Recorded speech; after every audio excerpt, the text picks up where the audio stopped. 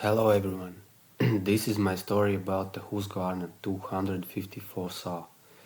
Back in 2015, I moved to a small house that had wood heating.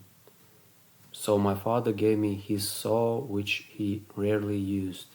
The first few years, the saw helped me a lot in everyday life because there was no money for firewood. I cut down fallen trees nearby and used them for firewood.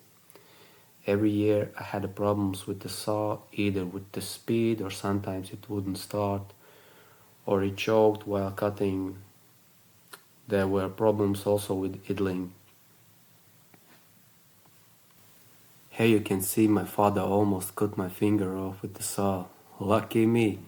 Kids, cutting is not a joke. Several years passed, the financial situation improved. I decided to fix it for 100%. The engine and the carburetor were replaced, all its seals, because the condensate had formed rust and there were chips in the carburetor itself. The clutch basket, the front shock absorbers were installed, which were not there before, as well as a new clutch, a new chain, a guide bar on which the chain rotates.